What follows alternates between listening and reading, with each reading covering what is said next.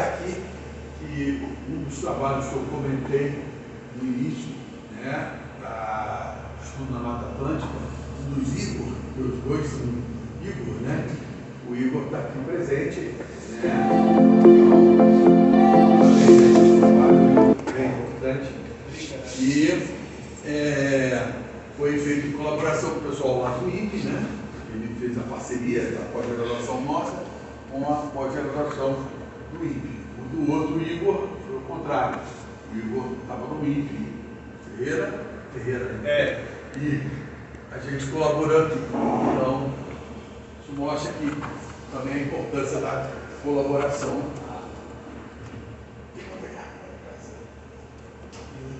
Bom, então, pessoal, está aberto. Antes de passar para o bolo, né, como feedback, vamos passar para discutir alguns pontos aí. Professora Maria Cristina. Muito legal a sua apresentação, o Marcelo também mostrou dados super importantes, né, que vêm sendo coletados ali.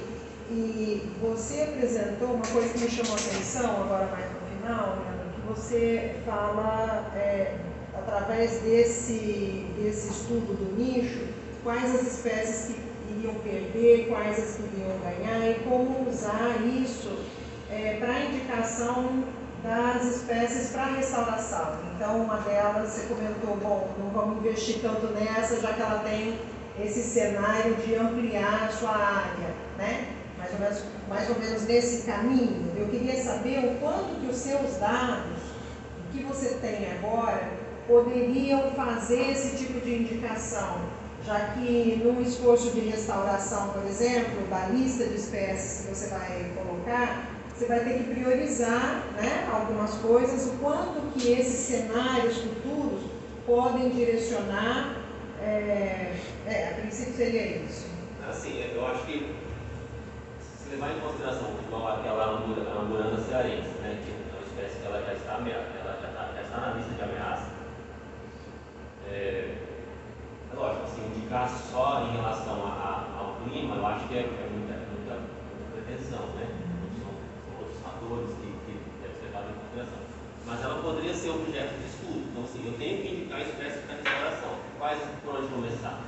São espécies, geralmente espécies do local, né? E se é uma espécie que já está ameaçada, já tem um apelo na conservação, e é uma espécie que mostra uma resiliência climática, então, por que não investir nela? Nesse exemplo. Existem outras, né? Tem espécies está na lista como segura e representa também a decabilidade. Tem espécies que não têm informação nenhuma.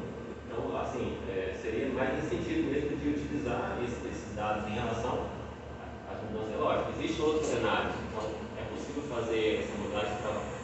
Existem 4 cenários possíveis, né?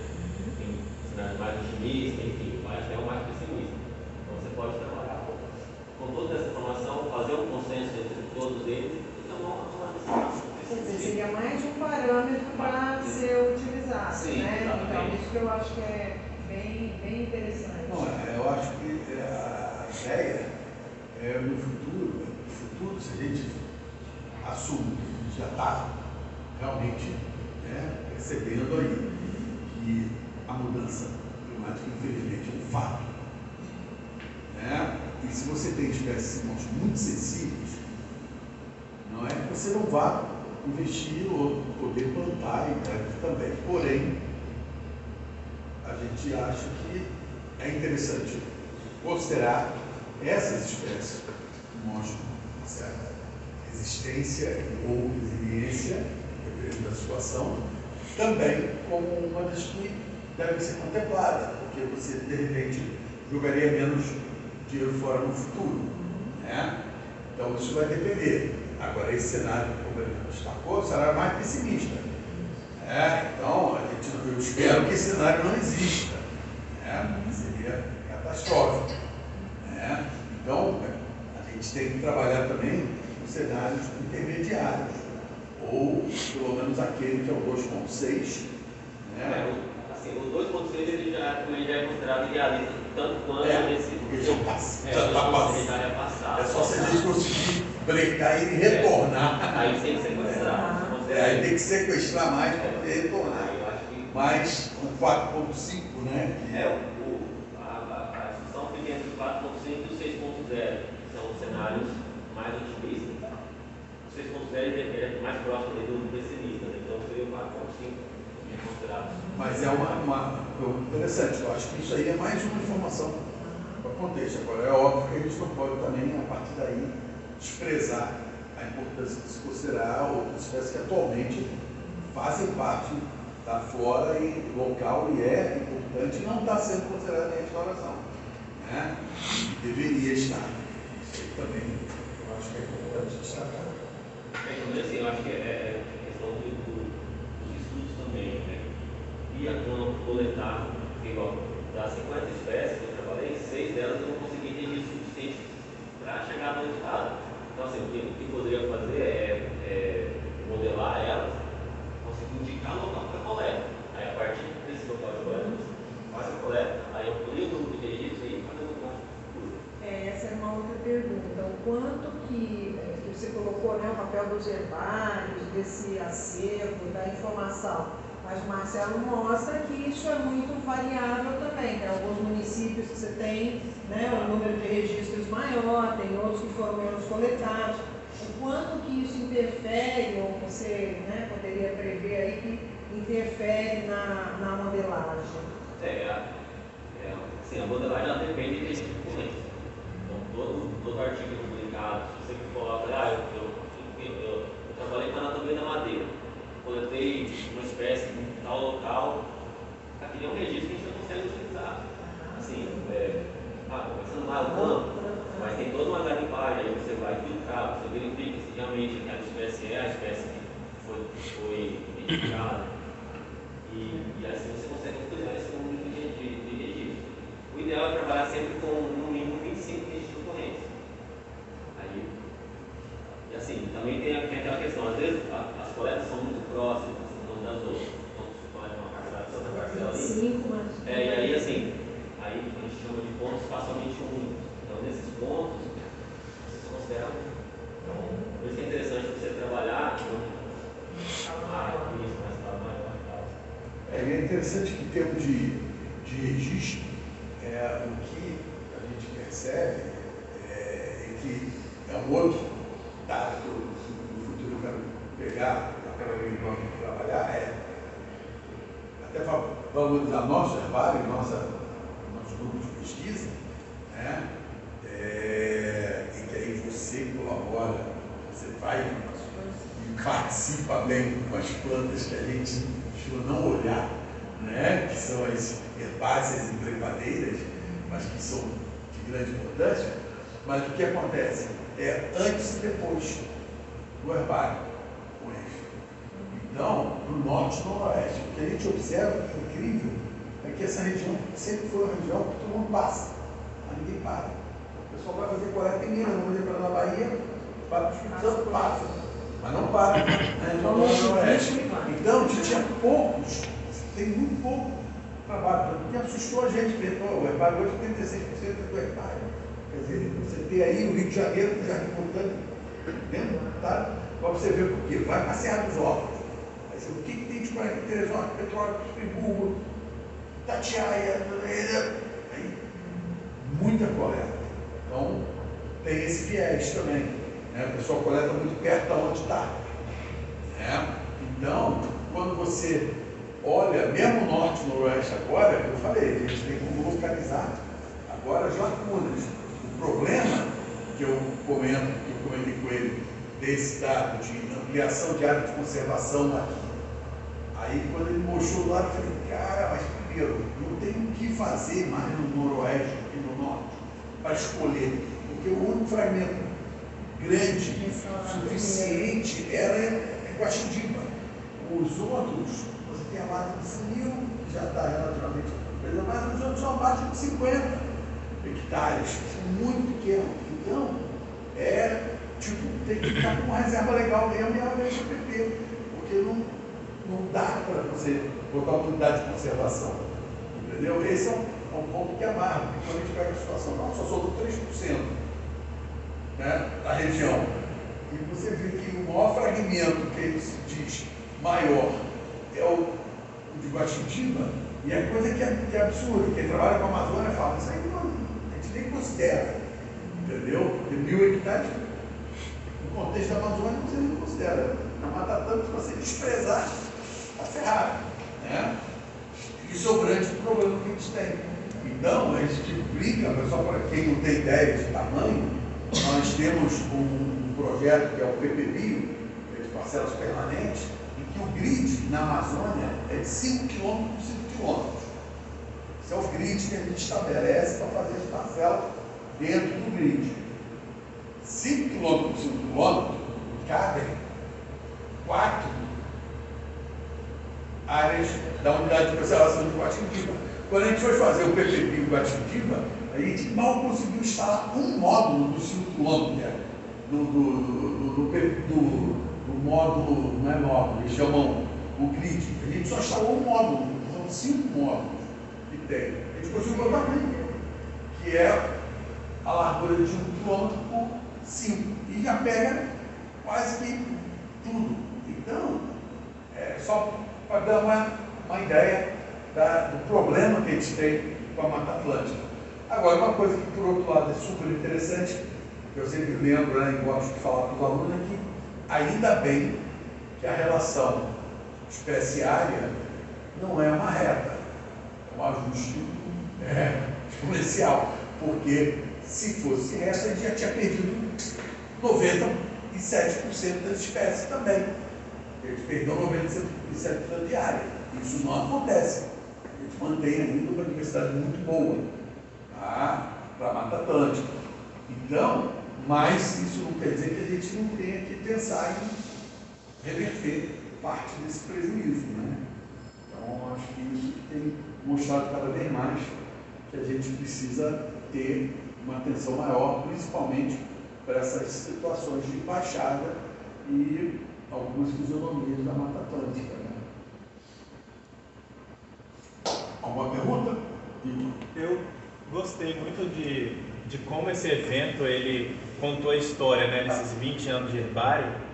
Eu cheguei aqui na UENF em 2015 e como que a importância do herbário aqui para a região norte e noroeste fluminense e como os nossos trabalhos, né, o meu que fala de fragmentação, da Patrícia que fala de homogeneização da paisagem, do Leandro que fala de modelagem de nicho, se complementam da importância dessa região. Por exemplo, naquele último slide seu ali, Leandro, você mostrou praticamente o município de São Francisco de Itabapoana todo como a maior área de adequabilidade da região da falha, né?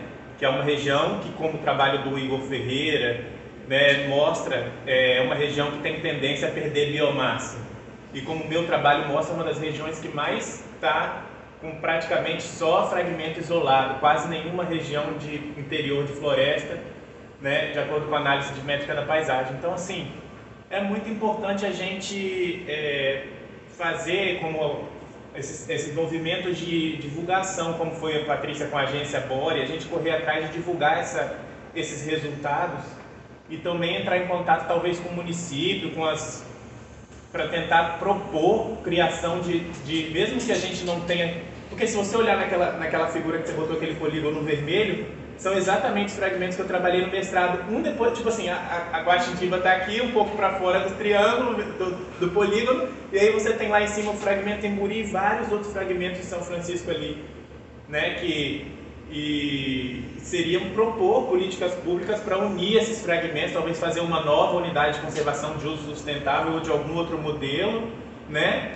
Em consórcios com a população rural para poder criar consórcio pecuária, floresta, pastagem, floresta, para que a gente possa ter ali também, ou talvez não, se não conseguir, né, uma unidade de conservação de preservação permanente, como o Guaxindiba, mas modelos que permitam criar, aumentar e conectar essas florestas. E sobre os seus resultados, que eu achei super interessante, várias coisas, eu queria saber, da Metrodori, como que ela ficou, se ela está com tendência de perder ou ganhar, porque é a que mais tem, né, hoje em dia, é quem está dominando hoje. Ela não entrou como... Não entrou como prioritária. Espécie limitadora. Ah, entendi. porque assim, o conceito de espécie ditadora, a espécie ela tem que ocorrer em todos os sítios e não ocorrer nos outros sítios adjacentes. Então, como ela ocorre em vários locais, ela não entrou. Aí, como ela não entrou nesse conceito de espécie ditadora, ela não foi avaliada. Sim. Mas é uma boa, porque dá para ele fazer das espécies principais. Porque para ter uma peroba, pelo menos, também não entrou. Ela entrou como ditadora, só que acontece.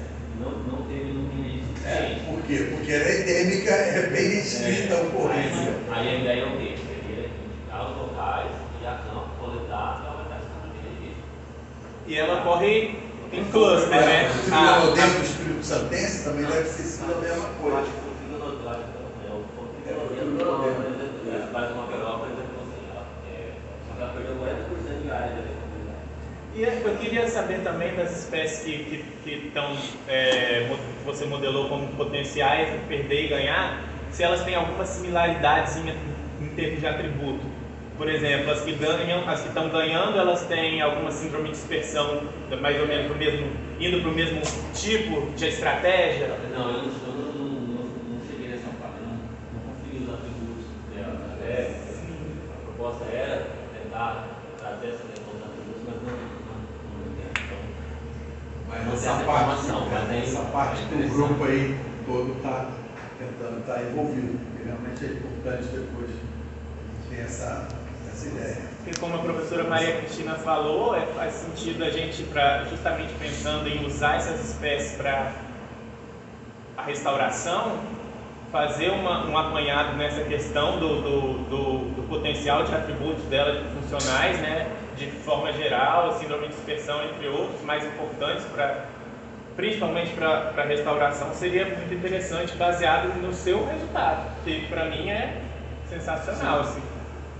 Sim, como também a gente está tentando relacionar isso com alguns dados que a gente está tendo, que vai ser tese do Wilson, que foi parte da tese de mestrado da Bianca, mas aí já é uma brócola, que é ver espécies que ganham e perdem com efeitos de eventos de seca, né?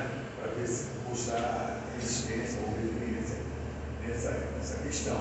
E aí também quais os atributos que estariam, se tem relação com atributos funcionais e quais seriam, ou muitas vezes em conjunto, né, de atributos que falam mais do que um outro atributo, assim, né?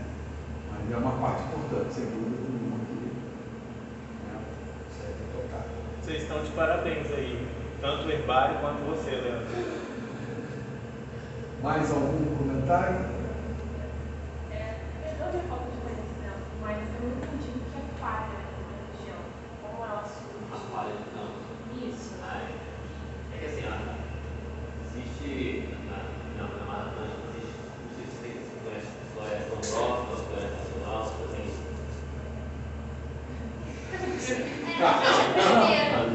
Então, porque quando a gente fala de Mata Atlântica, todo mundo conhece a Mata Atlântica, bem úmida, cachoeira, aquelas coisas da Mata Atlântica. Isso é a Mata Atlântica sempre verde, que é chamada ombrófica, que está ligada à água, né? Não gosta de colocar, né? Só que a nossa região, por exemplo, justamente no clima ser estacional, a gente tem um outro tipo de formação também. Isso são as matas estacionais, que parte das árvores perdem a folha, perdem as folhas durante a estação seca, que agora começou agora.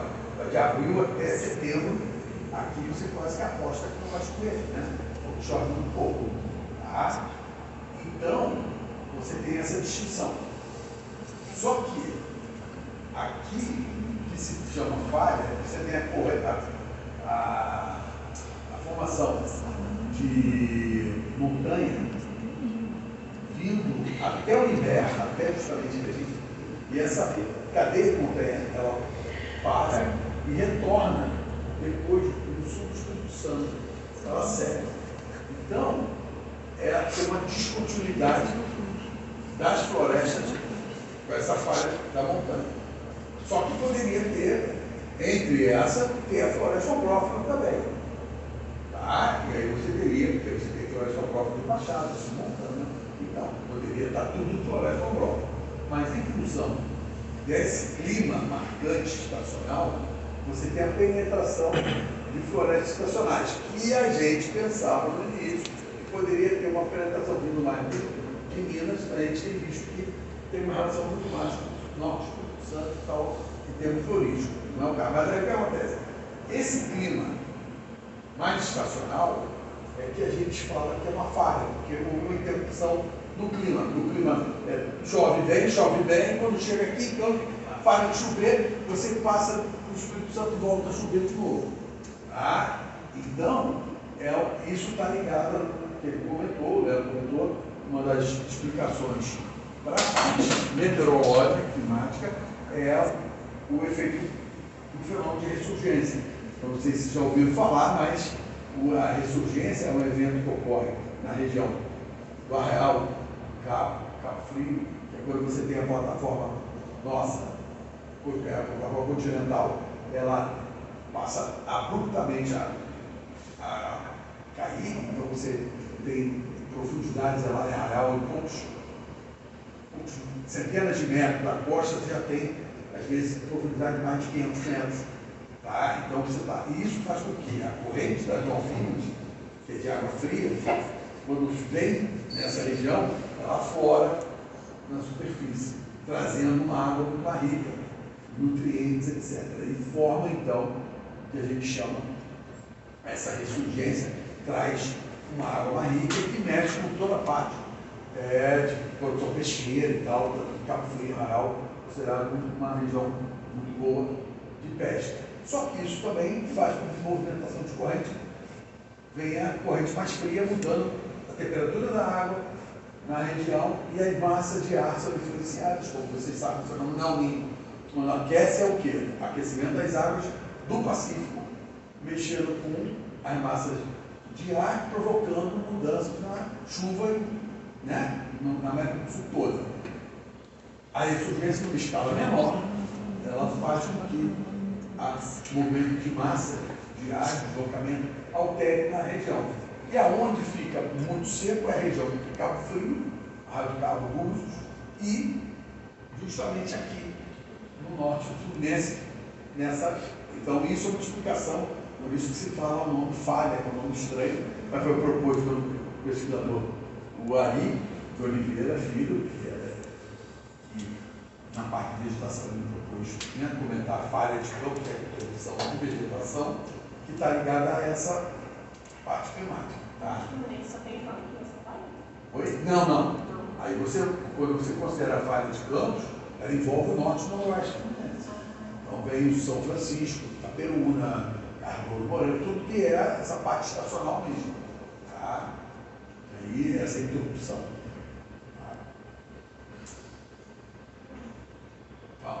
Desculpa, ela estava pode. na frente. Você está na frente.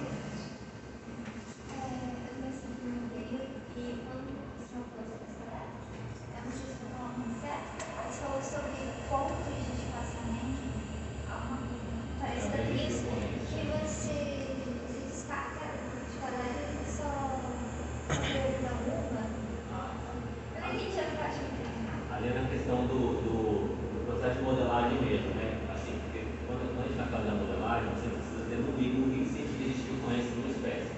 Então, imagina que aqui você tem, sei lá, a mesma espécie e, enfim, aí todas as espécies estão ocorrendo. Aí eu vou coletar, eu coleto todas e eu coloco no registrado. Coletei a espécie A. Na hora que eu vou usar esses dados aqui na modelagem, aí beleza. Então, enfim, a pessoa lá coletou 3 registros. Quando eu vou utilizar isso, o próprio modelo ele considera esses 3 registros como sendo um, porque a gente utiliza, assim, ainda é uma deficiência ainda do processo de modelagem, a gente utiliza um pixel muito pequeno, é um pixel muito grande, na verdade, é um pixel de 1 quilômetro. Então, dentro de uma área de 1 quilômetro, você tem lá, sei lá, às vezes 10 indivíduos da mesma espécie, ele vai considerar apenas um indivíduo, porque ele não vai conseguir dividir aquele pixel em várias partes. Aí a gente chama isso de pontos espacialmente únicos, porque dentro de um espaço de 1 quilômetro, ele considera apenas um único registro. Mas seria mais nesse sentido, é mais metodológico mesmo, dentro do processo de modelagem. Aí por isso é importante coletar um ponto, aí você manda bastante coisa do outro, seria mais. Mas não que não mereça Não, coletar pode. várias vezes o mesmo ponto Não, também. isso é para esse tipo de trabalho. Aí assim, para esse tipo de trabalho. Lógico que para outros trabalhos, quanto mais fácil, melhor. O que eu Pode falar, Não, você não, só para comentar, porque uma das coisas importantes também é quanto mais coleta, melhor, porque mais informação a gente vai tendo. Uma das coisas que passa o herbário hoje em dia, os herbários sendo de extrema importância, é que trabalhos como esse, que o Leandro está mostrando que está sendo possível, como também trabalhos para mudanças climáticas ligados à fenologia. Então você tem nos herbários registros de plantas sendo coletadas em momentos bem distintos, mas período que ela está fértil, porque vai trabalho em geral, a gente prioriza plantas férteis. Então hoje já tem vários trabalhos sendo feitos mostrando que determinadas espécies já estão florescendo em outra época, e não mais só numa época que era observada. Isso está ligado já à evidência de mudança climática, porque muitas vezes a floração está ligada a gatilho que está relacionado à temperatura ou umidade, principalmente, ou a amplitude do dia e tal. Então você está tendo essas alterações, isso já está ocasionando alteração na filologia de algumas espécies. E aí vem tudo o trabalho pode vir relacionado. Porque aí, se a planta muda o seu período de floração, insetos que são polinizadores podem se lascar se eles estiverem em fase de apausa e tal, e que vão só emergir no mês normal, que era bater as flores, e agora não vai ter. E aí o inseto vai se dar mal. Ou tem que, então tem vários estudos tentando ver essa processo de aclimatação, tanto dos bichos quanto das plantas, esse período. Então você já está tendo também alguns insetos mudando o período de reprodução em função das mudanças climáticas. Então, essas coleções científicas são importantes também como fonte de informação a esse respeito. Só para complementar o que o senhor disse, inclusive ano passado, muitas das coletas que a gente foi fazer, a gente reparou que já estava com um período de floração mais tardio. Tipo, que era para ter caído em junho, julho, já estava caindo para agosto, para setembro. Isso realmente vai mudanças que você vai vendo e tendo esse registro no herbário você consegue ir acompanhando. Observar se isso é um acaso ou se está sendo recorrente. Aí se você continua coletando e está vendo que não teve uma amplitude ou mudança mesmo, isso pode estar ligado realmente à mudança climática. Né? A pergunta que eu ia fazer para o Leandro era em relação a... Você considerou os fatores climáticos e de solo para poder considerar o que era o seu nicho ali, né? Eu queria saber quais fatores você tirou do solo, se foi qualidade, de clima, você tirou quais fatores você considerou, tipo, você considerou só temperatura, elevação, você considerou também sazonalidade, precipitação, e o que você entendeu ali que era dentro do seu nicho por área, porque você disse que às vezes você tinha 25 espécies dentro de uma área muito próxima, você considerava uma. Então, tipo, o que você considerava dentro daquela área ali como sendo o seu nicho para aquela espécie? As variáveis disponíveis no WordClean, que são variáveis, o WordClean disponibiliza 19 variáveis derivadas de temperatura e precipitação. Então ali você tem temperatura no trimestre mais seco, precipitação no trimestre mais úmido, enfim, são essas variáveis. E aí a gente utiliza esse conjunto de variáveis porque existe as projeções delas para o futuro. As variáveis de solo, essas variáveis de solo que foi extraído do solo líquido, nós não temos as projeções do futuro, só que assim, nós utilizamos variáveis físicas do solo. Tem densidade aparente do solo, assim, são algumas variáveis, granulometria do solo, são variáveis mais físicas, são variáveis que a gente assume que não vai mudar até a data de 2080 e tal. Então você consegue manter essas variáveis até o futuro. Não existem as projeções dela, né? Mas enfim, a gente assume que existe que ela vai se manter da mesma forma como está hoje até o futuro. E qual que era a outra em relação ao nicho? Isso. Eu não consigo entender muito bem a pergunta. O que eu considerei como nicho dentro daquela área que você registrou? Assim, o nicho, assim, o modelo, ele como é que eu posso dizer? As variáveis elas vêm em forma de rastro. Então, você tem um fixo ali. O ponto de ocorrência ele ocorre dentro do fixo, então ele extrai esse valor de cada fixo. Então, nós temos, eu acho que foram 19 climáticas, mais 10 de dado temporal. Então, foram 29 variáveis. Ele vai pegar as informações dessas 29 variáveis, ali nesse fixo, e ele atribui aquilo como sendo um componente do nicho da espécie, ou seja, que aquelas condições atendem aos requerimentos ecológicos daquele ponto. É lógico, em outros pontos, os requerimentos são outros. E aí você tem todo um range, toda uma amplitude, em que ele considera como sendo uma faixa ótima, além de sendo um nicho dessa espécie. Então, enfim, se a espécie tem 25 nichos de ocorrência, vamos trabalhar com o mínimo. Nesses 25, ela vai ocorrendo sempre num fixo que tem ali uma temperatura de, sei lá, 18 graus, ele vai entender, de forma muito simbólica, que a temperatura ideal para essa espécie é 18 graus. Então, o que tiver além disso, ele considera como não sendo um local adequado para a espécie. Mas claro que você sempre vai ter um range, porque você vai ter essa variação. Numa é 16, 17, 18, então ela ocorre nessa faixa de temperatura. Por isso que é importante. Aí, juntando com todas as outras variáveis que você tem, forma um padrão para ela. Qual é o requerimento mínimo que ela tem? Um requerimento que ela tem. Aí você projeta aonde eu encontro áreas com esse mesmo tipo de requerimento. Aí é o local que eu vou presumir que é mais provável de eu ter essa espécie. Porque se tem ou não, vai depender se teve coleta, porque muitas vezes não foi coletado. É aí que o Leandro chamou a atenção que são pontos que às vezes salienta para a gente e já tem trabalho mostrando que funciona muito bem. Porque o cara mostra que, olha, esses locais aqui deveriam ter essa espécie ocorrendo, mas é uma espécie rara, aí ninguém coletou. Aí o pesquisador vai lá e tenta, busca e acha a planta. Às vezes não acha. Ou nunca ocorreu, ou realmente ocorreu e por alguma degradação e uso foi perdido. Mas muitas vezes você consegue coletar, evidenciando de que realmente é o hábitat daquela espécie. Então é uma ferramenta que pode auxiliar a gente a buscar determinadas espécies que são pouco coletadas em função de ser raras. Né?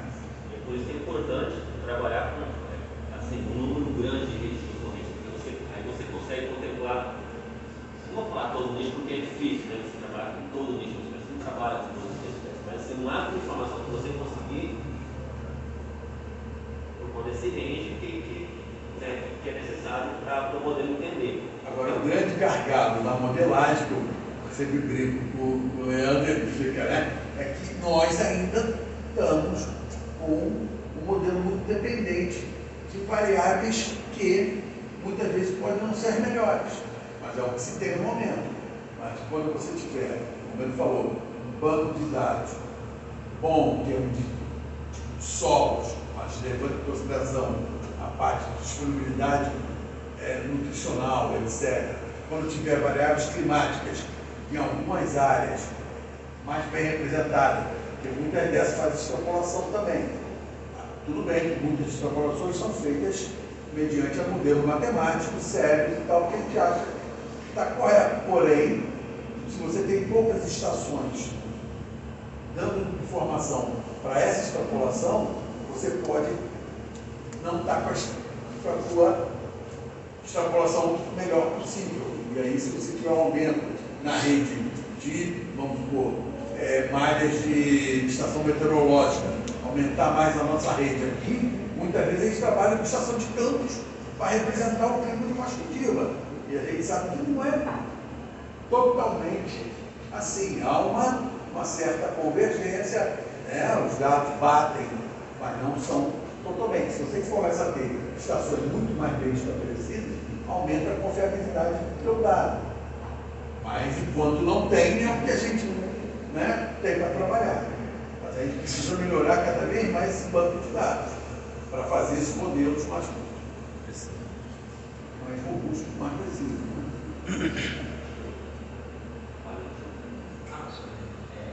Falou muito em coletar, acho que essa tendência das expressões biológicas não se não só a botânica, mas para outros grupos também. A minha dúvida seria se há um momento ideal para parar de coletar ou ainda mudança de foco, vamos coletar mais, mas assim, estudar a coleção que já foi montada. Uma boa pergunta, porque depende da situação. Tem herbário, por problemas logísticos, começa a priorizar certas coisas que não está cabendo mais no herbário. Mas não deveria, não é o ideal. Por quê? Porque qualquer coleta, ela tem uma importância, justamente porque leva em conta o quê? É você ter a variação temporal podendo ser analisada. Então, se você coletou, como a gente brinca, em vários locais que eu for, Metrodora migra. A gente já tem no herbário Metrodora migra, né? Ninguém coleta mais Metrodora migra. Porém, a gente não deixa de coletar célula fértil, porque essa informação de coleta com dado fenológico. Agora, como a maioria dos herbários só aceitam dado, a maioria só aceita material fértil, no nosso herbário a gente ainda trabalha aceitando algum material estéril. Já estamos restringindo. Mas por quê? Porque às vezes é importante ter registro de certa espécie aqui nossa. Se a gente fosse esperar estar fértil para coletar o que coletado, a gente não teria planta. E aí a gente tem o registro dela. Então tem situações que. Então essa parte da coleta vai muito em termos da infraestrutura e também em termos de foco de trabalho. Agora, o normal é todo material fértil coleta. Sempre é bom para coleção. Tá? Mesma coisa a professora Maria Cristina com essa abelha dela. Tudo que a abelha que voa, ela coleta. Daqui a pouco, né, não sobra abelha no mundo. Mas planta não, porque a gente não mata o indivíduo. Mas tira o recurso da abelha. Entendeu? Mais alguma pergunta? A minha pergunta tem a ver com o que o Igor falou desde o início, que depois você... primeiro, parabéns. Não conhecer seu trabalho. Professor também, gostei muito da apresentação. Sobre essa ênfase, e aí eu relembrei quando você falou sobre essa temperatura, ressurgência, essa ênfase no município de São Francisco de Tabapuana, né, que teve algum... Não sei se vocês sabem que está para ser instalado lá uma termoelétrica enorme, um empreendimento gigantesco, que vai causar um impacto ambiental surreal. Eu estou por trás... Termoelétrica? Eu pensei que fosse, porque lá está em expansão as eólicas. Não, uma termoelétrica enorme, em frente a uma comunidade quilombola. Mas a gás? O óleo diesel? Técnica, eu sou meio. A menina que eu estou trabalhando com ela sabe, porque ela vem da engenharia, ela está pensando realmente. Ela até me passou essa informação, mas eu não lembro. Eu não recebi. Porque eu não sei tanto bem. Mas que vai ter, a gente estava trabalhando justamente na questão social, né, porque é uma comunidade quilombola na frente que utiliza, e essa é outra coisa que eu sempre trago, né, a parte das comunidades, que utiliza a flora local também, então. Tem essa coisa de extrativismo. E aí eu queria dar ênfase para vocês traduzirem, né? Eu acho que o Igor falou isso também, traduzir esses resultados e assim, ajudar na divulgação desses resultados, que eu acho que de certa forma pode auxiliar nas decisões públicas, por exemplo, no licenciamento dessa termoelétrica. Por exemplo, se você coloca aquela ênfase, né, isso pode acontecer, então a gente deixa de ser só questão social e ambiental, né, que eles fazem lá, e a rima, que são empresários, né, não sei se você sabe, que eles auxiliaria de repente, né, como direcionar determinadas coisas. E aí outra coisa que eu ia falar também é com relação a professora Maria Cristina também falou sobre essas espécies, essa lista de espécies que seriam talvez prioritárias para serem consideradas no projeto de restauração.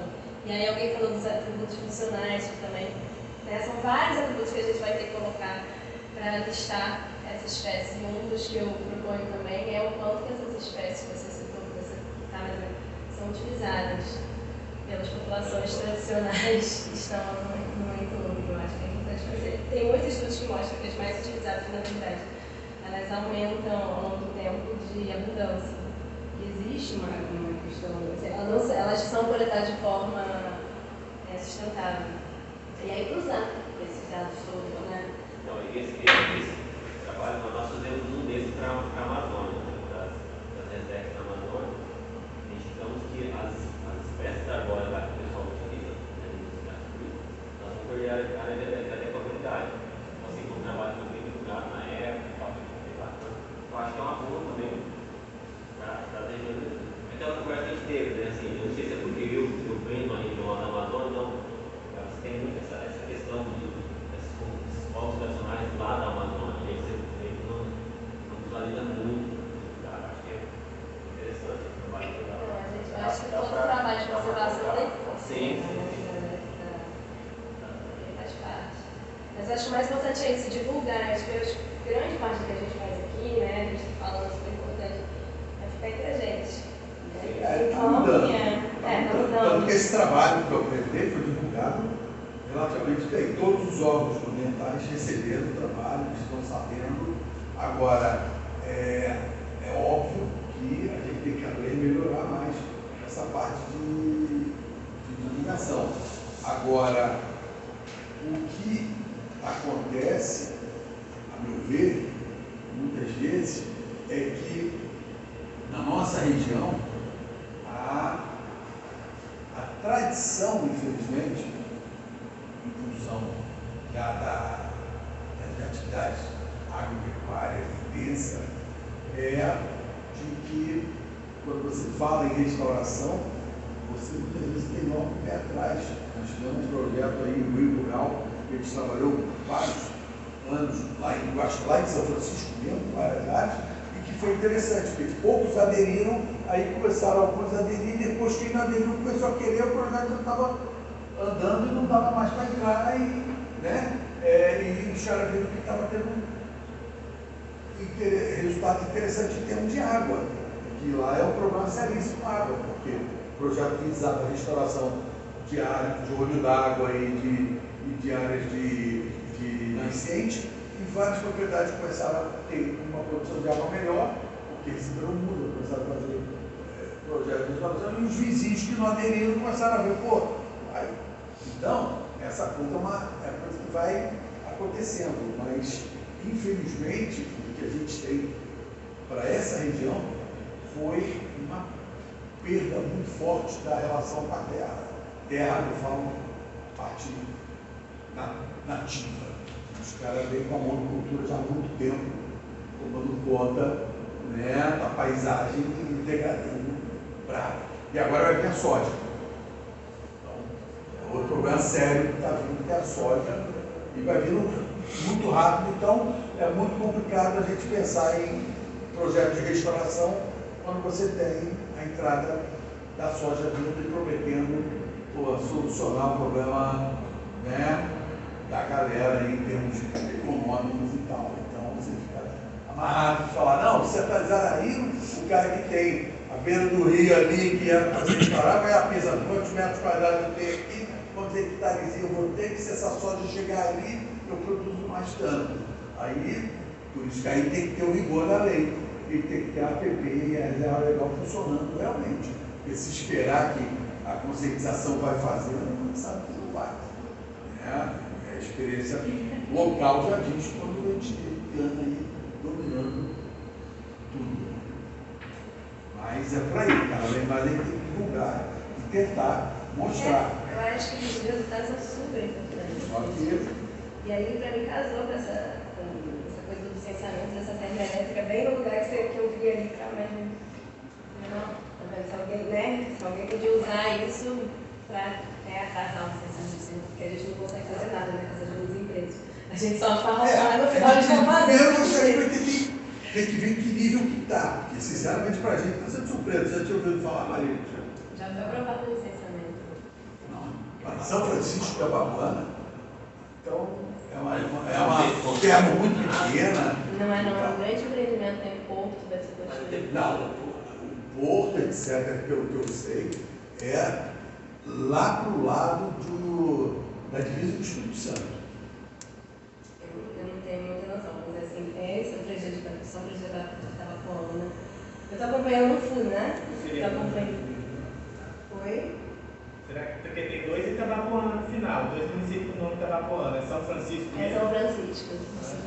Tem que ver, porque a gente sabe da questão de porto, a tentativa, mas era já em Presidente Kennedy para cá, que é o porto que vai afetar o lado do manguezal e vai afetar muito mais a nossa área, mas o empreendimento não é no Rio de Janeiro, é no Espírito Santo. Então, o que eu sei chama Porto Norte Fluminense, inclusive. Eu tenho aí a rima dele, a gente estava estudando. Mas estranho, então está sendo feito muito nas hipóteses. Não, mas isso que o Ministério Público é. A questão é, se tiver coisa, dá para acionar o Ministério Público. Entendeu? Federal ou estadual, mas depende da situação. É claro que tudo vai depender de qual é a escala do empreendimento, é onde está realmente. Eu não posso falar nada, todo mundo nunca ouviu falar. Eu sei do parque eólico, estava rolando, e sei que tem essa situação perto de Itabapoana, mais do lado do Espírito Santo, que é um porto. Porque só de porto, nós vamos ter, se sair de todos os lugares de porto, são mais de 100 portos na costa, entre o Rio de Janeiro e a Bahia. Então é uma loucura. Mas com a termoelétrica tem que ter. Parece que vai ter várias coisas. E aqui no Açu ia ser a termoelétrica também, mas a pior, ia ser no carvão, no início do Porto do Açu. Tentar trazer carvão da China parado para levar o minério de ferro e tal. Mas isso não passou e nem saiu a termoelétrica depois, que ia ser a gás. A outra ainda não rolou também. Mas realmente tem que ficar atento com esses direitos. Queria falar isso da termoelétrica, acho que você pode estar confundindo com o Porto do Sul mesmo, não? Não, gente, não estou confundindo não. É porque eu estou fazendo contato com o pessoal da engenharia elétrica do IFE aqui, e eles já estão por trás disso tudo. Estou acompanhando vários trabalhos em cima desse empreendimento. Assim, né? Não sou eu que estou, mas assim, eu estou conhecendo várias pessoas. Mas é interessante comentar. Eu já vou mandar para o pessoal. Eu já vou mandar um WhatsApp para o pessoal do INEA perguntando sobre esse empreendimento. Porque até agora realmente a gente não foi consultado para nada. Em geral, quando sai a rima cai na mão da gente para revisar. Muitas vezes já é um laboratório nosso aqui da região para revisar. São dois estudos que ele tem, tem o IARIMA e o de estudos quilombolas, né? Porque eles estão direto no. Então são dois relatórios que a gente está trabalhando ali. Legal. Pessoal, vamos encerrar. Eu convido a todos para a gente cantar o parabéns ali para o Hermário, tem o bolinho, tem o cafezinho, tem o biscoito. Obrigado aí pela